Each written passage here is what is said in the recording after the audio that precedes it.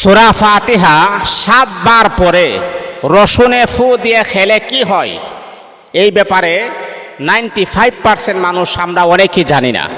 আপনি কি জানেন? সূরাতুল ফাতিহা হচ্ছে একটা শেফা।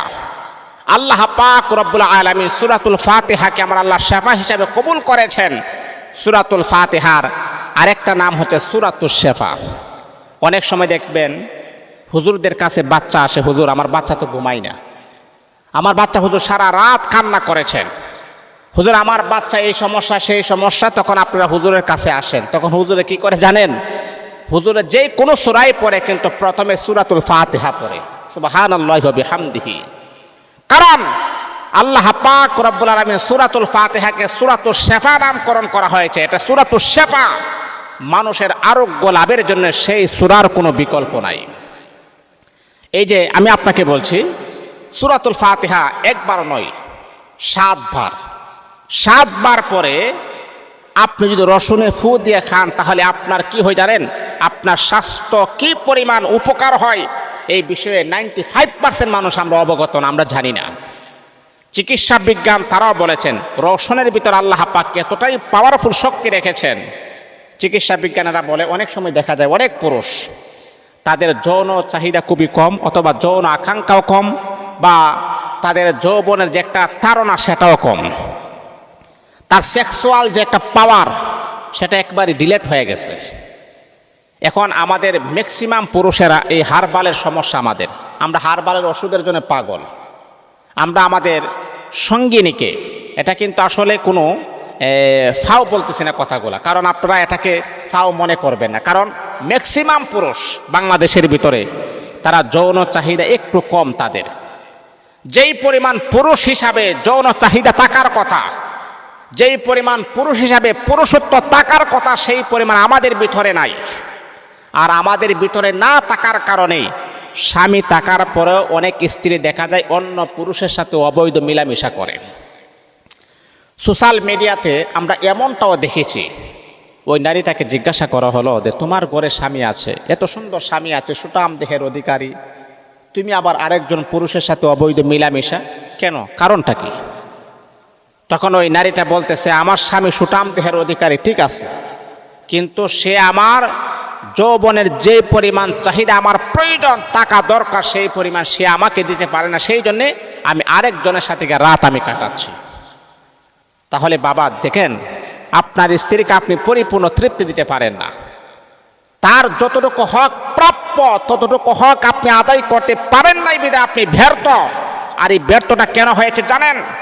কারণ আপনি শুরু থাকতে যৌবনকালে পর্নোগ্রাফি দেখেছেন, যৌবনকালে মাস্টারবেশন করেছেন, যার কারণে আপনার যৌন চাহিদা কমে গেছে, আপনার সেক্সুয়াল পাওয়ার কমে গেছে।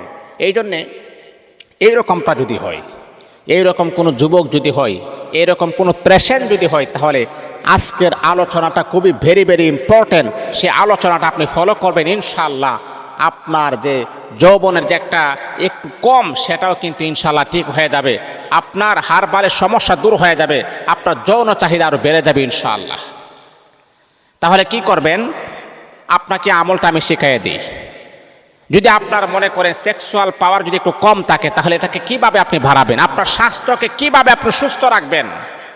পুরুষ হিসাবে আপনার যৌন চাহিদা দরকার, আপনার অ্যাক্টিভ থাকা দরকার, আপনি পুরুষত্ব আপনি প্রমাণ করতে হবে আপনার স্ত্রীর কাছে। যদি এটা না পারেন তাহলে কি করবেন সেটা আমি বলছি। আপনি মনে করেন এই 2 কোয়া রসুনের কোয়া আছে না, 2 কোয়া রসুন নেবেন, 2 কোয়া অথবা একটা রসুন নেবেন। একটা রসুনের ভিতরে অনেকগুলা কোয়া থাকে, নেবেন। এই কোয়াগুলো আপনি খুলবেন, খোলার পরে মনে করেন 7টা কোয়া আপনি নেবেন। নেওয়ার পরে আপনি প্রথমে 3 বার দুরূদ শরীফ পড়বেন, দুরূদ ইব্রাহিম, যেটা আমরা নামাজে পড়ি। 3 বার দুরূদ ইব্রাহিম পড়ার পরে 3 বার দুরূদ শরীফ, 3 বার ইস্তিগফার আপনি পড়বেন। আস্তাগফিরুল্লাহ রাব্বি মিন কুল্লি যামবি ওয়া আতুবু ইলাইহি লা হাওলা ওয়ালা কুওয়াতা ইল্লা বিল্লাহিল আলিয়্যিল আযীম, এটা পড়বেন।